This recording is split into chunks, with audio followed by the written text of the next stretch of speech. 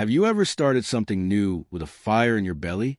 A new language, a musical instrument, a fitness goal, a business venture. In the beginning, there's this incredible surge of energy, a vision of the future you, the one who is fluent or masterful or successful. But then, somewhere along the way, that fire begins to flicker.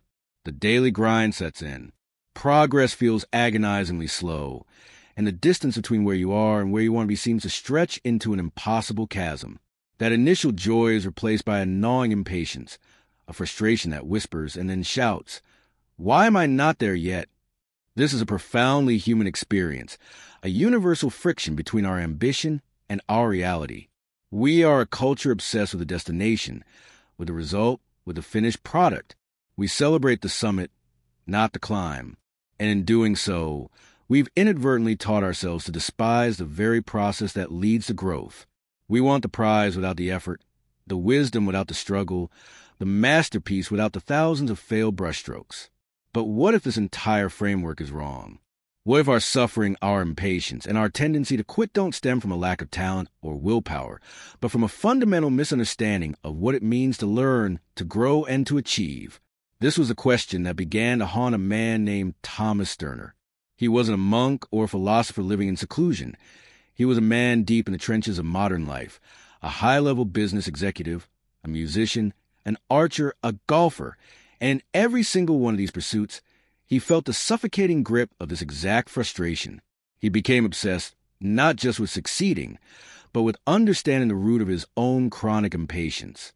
His journey to find the answer led him to a discovery so simple, yet so profound, that it would change not only how he approached his goals, but how he experienced his life. This is the story of that discovery, the story of the practicing mind.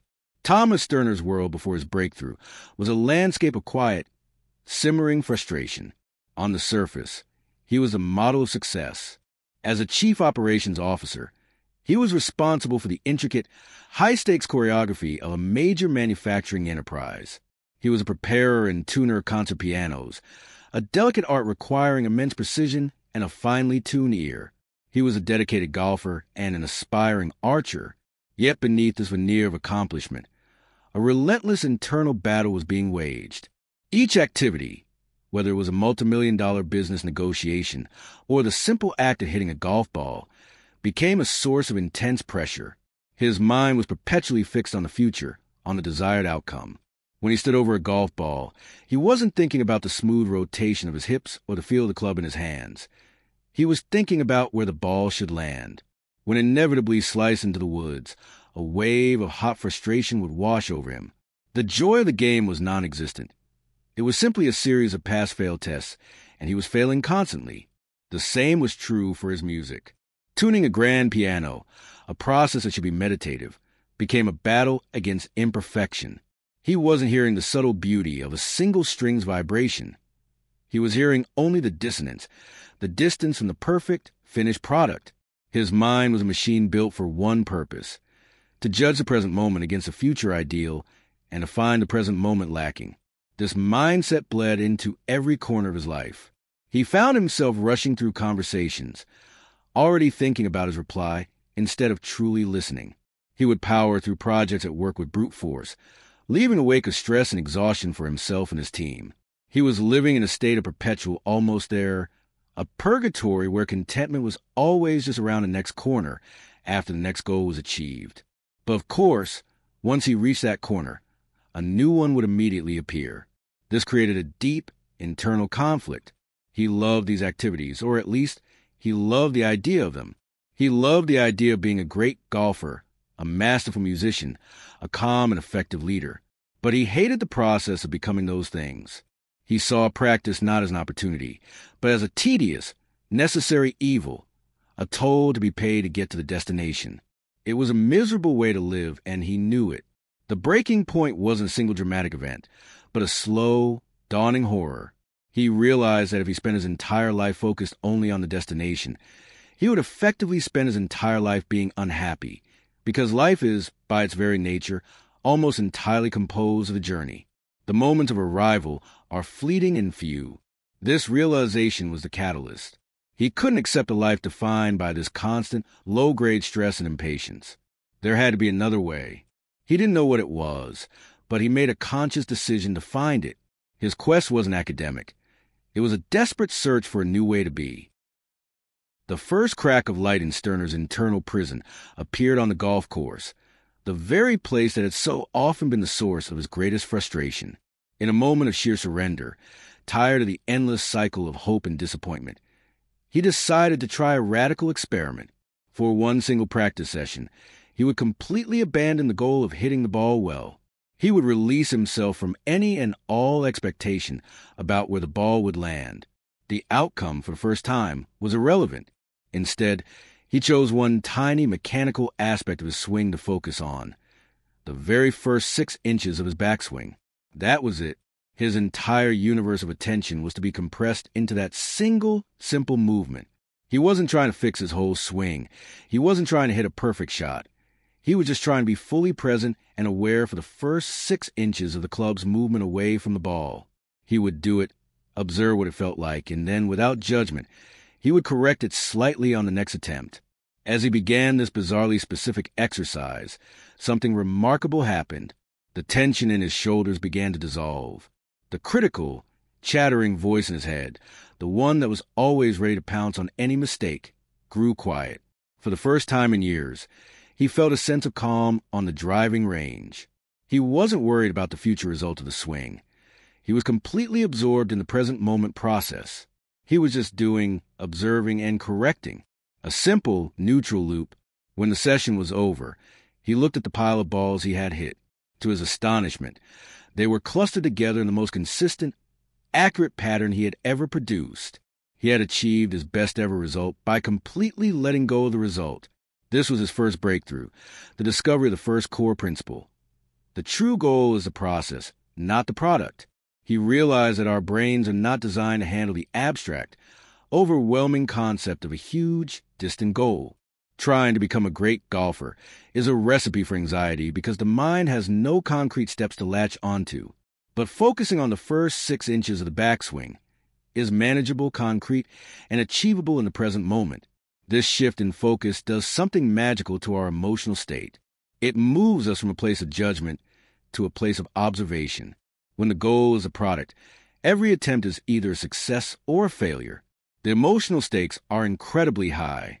But when the goal is simply to engage in the process, there is no failure.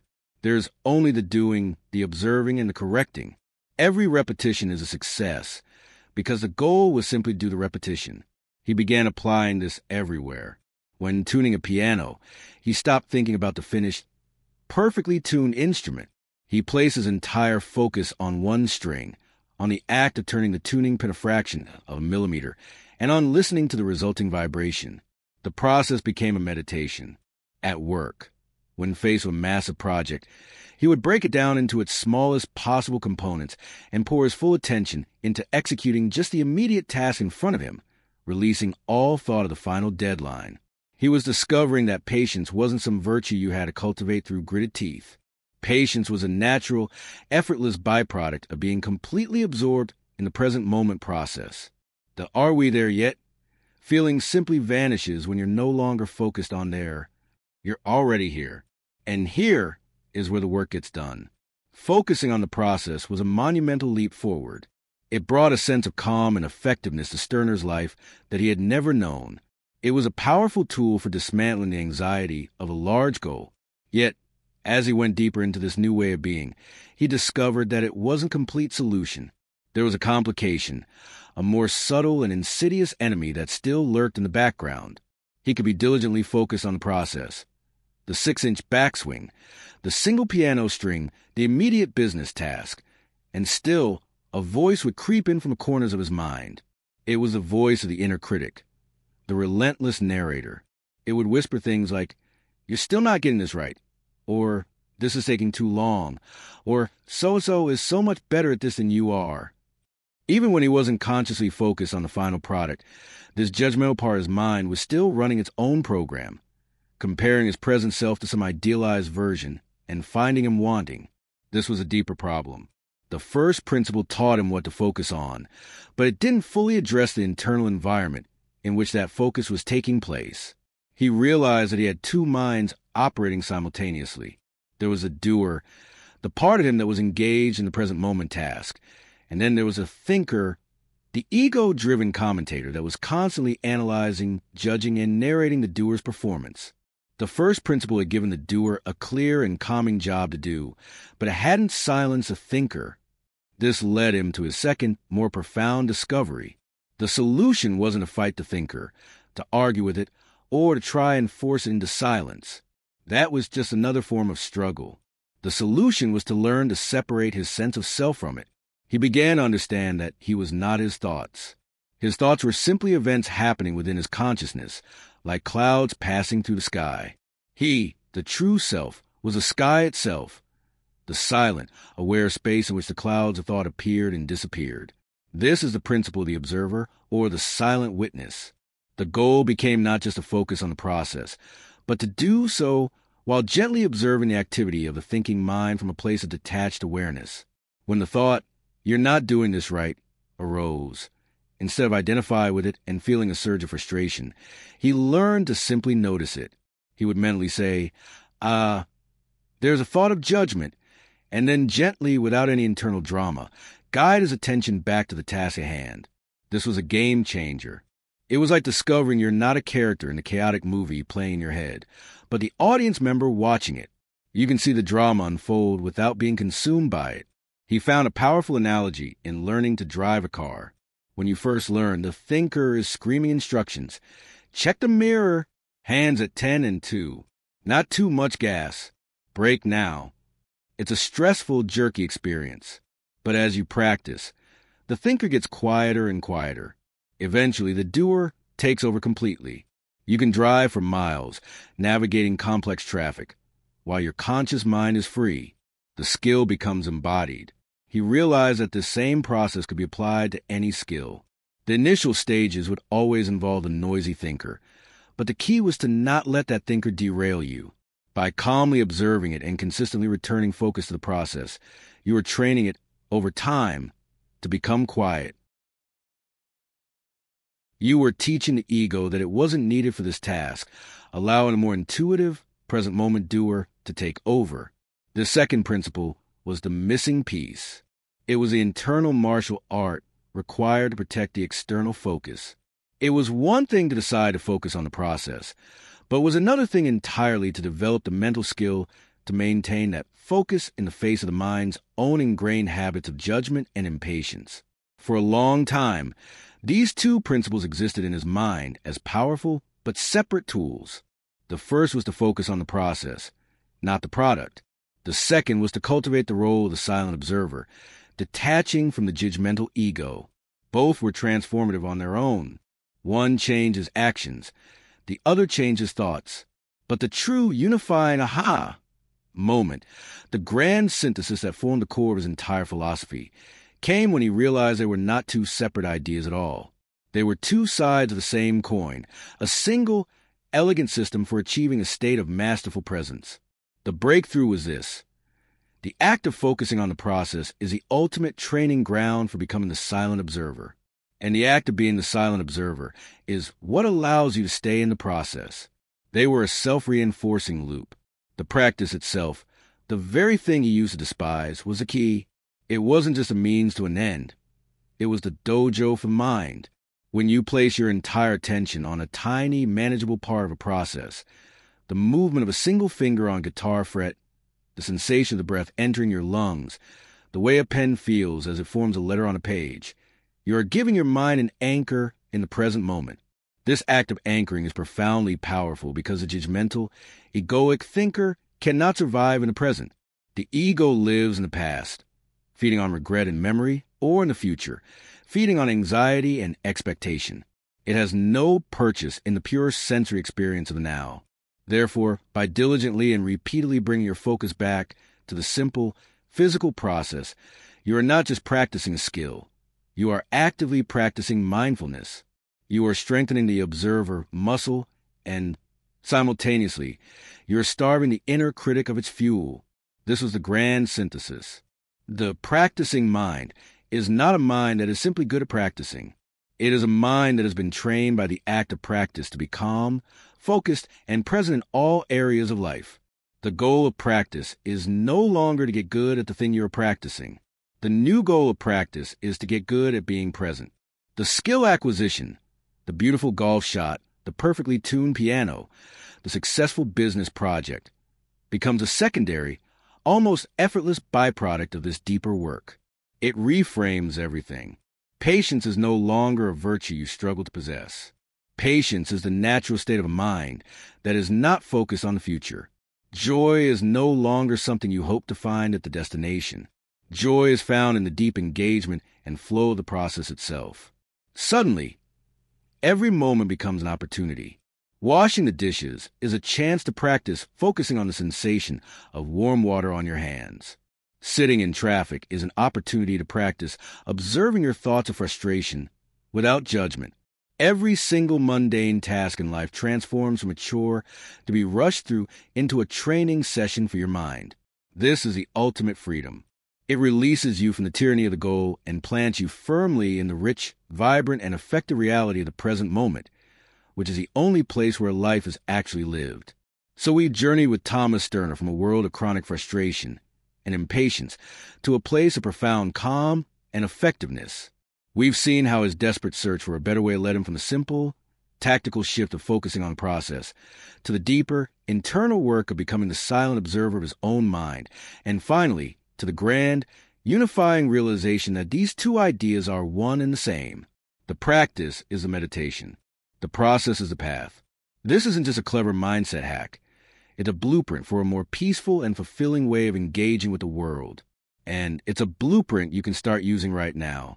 It begins by choosing one thing in your life that brings you a sense of impatience. Then, break it down. Find the smallest possible component of the process and make that your entire world. Let go of the result. Your only goal is to engage with that tiny step with your full attention. When your mind inevitably wanders, when the inner critic starts its narration, your job is not to fight it. It's simply to notice it without judgment, as you would notice a cloud passing the sky, and then gently, kindly, guide your attention back to the task at hand. That's it. That is the practice. It is simple, but it is not easy. It requires commitment. But the beauty is that the rewards are not delayed until you reach some far-off goal. The reward is immediate. It is a feeling of calm that comes from being present. It is a quiet satisfaction of deep focus. Understanding this intellectually is the first step, but the transformation happens in the doing. It happens when you decide to stop living in the future and to start truly inhabiting your life, right here, right now. If this journey resonates with you, if you feel that pull to trade anxiety for presence, then you're in the right place. This isn't just a channel. It's a community of practitioners. By subscribing, you're not just clicking a button. You're making a small commitment to yourself, a commitment to explore these ideas further and to start building your own practicing mind. The journey to mastery is not a race to the finish line.